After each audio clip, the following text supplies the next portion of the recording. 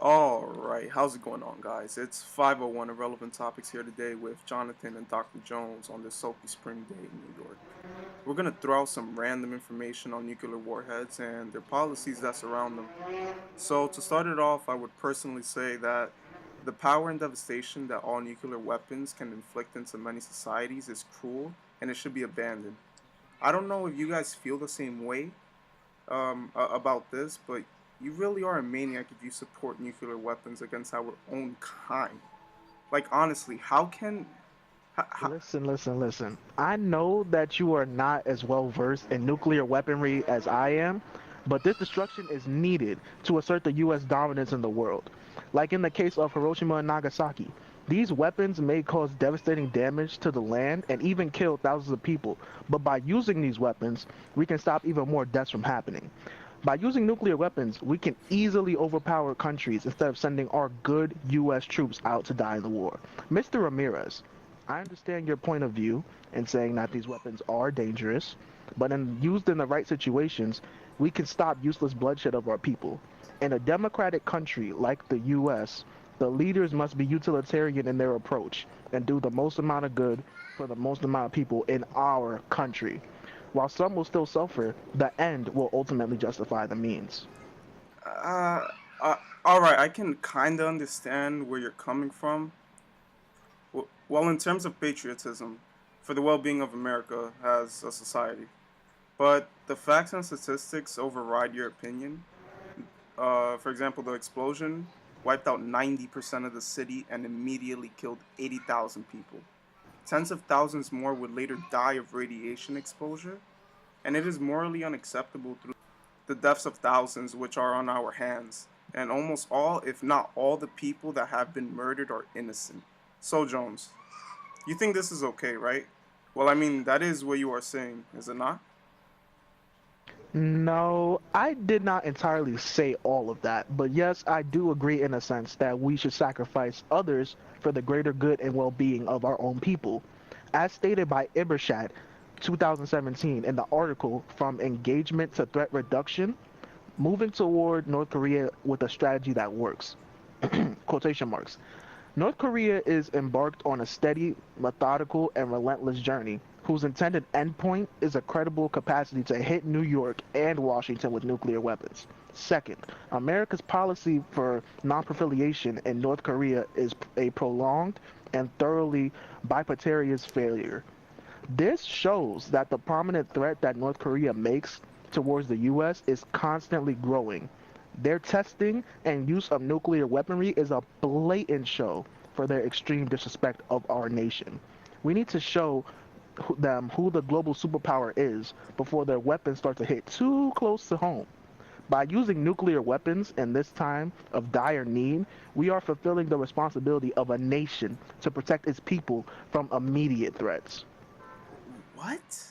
Okay, clearly you're suffering from delusional reprieve, and you don't have the right mindset with you right now, which is primarily the reason why I brought in Mr. Perez with us tonight to give us reasonable and sane factual evidence based on our little conflict here. Okay, so now I'll hand over the mic to you, Jonathan. All right, thank you, Justin, for that beautiful introduction. Based on evidence, on August 6, 1945, the first atomic bomb was dropped in Hiroshima. This was an explosion that wiped out major of the population center in Japan. Then, in Nagasaki, the second atomic bomb was dropped by the United States. Just because wanting to show power does not mean killing thousands of civilians for the sins of this country. And on top of that, not only does it show an abuse of power, but it is ultimately devilish to think that this is the best cause to silence the mouths of our enemies. In fact, and thank God, many people from around the world could foreshadow the threat that nuclear weapons pose to the human race, which is why the three great powers at the time, which was the US, Great Britain, and Russia, they decided to get together and sign the Limited Nuclear Test Ban Treaty on August 5th, 1963, which in turn all did was prohibit the testing of nuclear weapons in outer space, underwater, or in the atmosphere. This henceforth slowed down the progression of the development of these bombs, which also allow time for most countries to settle in and recollect themselves in order to hop on top of the same playing field and understand where everyone stands. Well, in terms of nuclear weapons, which developed the doctrine of mutually assured destruction that states if both countries start nuclear warfare with each other, then the opposing and defending side will both lose through annihilation. This is also the main reason why nuclear warfare has not broken out yet over petty complications. Hmm. Now, after seeing your evidence and your reasoning backed by your statistics, I do concur with the two of you that with the statement that nuclear weapons can cause extreme devastation and suffering to countries as well as the policy of using them as little as possible. Although I still do firmly stand by the belief that we as a country should not completely give up on using nuclear weapons in dire situations. We may need them to save more U.S. lives than lose, such as in a war like Vietnam, in which many U.S. soldiers died. When if we had used nuclear weapons, many U.S. soldiers could have lived. These weapons may be destructive, but if used right, the use of them may be justified. Okay, Mr. Jones. Prideful and egotistical is the best word we can say because the war of Vietnam was not our business, so the use of nuclear warheads would be way, way extra. All I'm trying to say is the facts are clear and that's the side I'm on. The facts. Also, talk about nuclear weaponry. North and South Korea tensions have decreased for the first time since 1950, and it was a historical moment because they came into compromise for peace.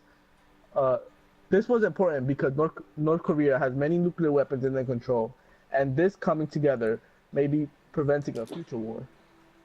All right. Well, overall, the union of all of our perspectives lead us to a perfect compromise. The policy for using nuclear weapons should be to minimize the use of them around the world to a bare minimum and only using them in dire times when the nation needs it. This way, we can focus on using nuclear energy as a positive energy source and not a tool for widespread world war. All right.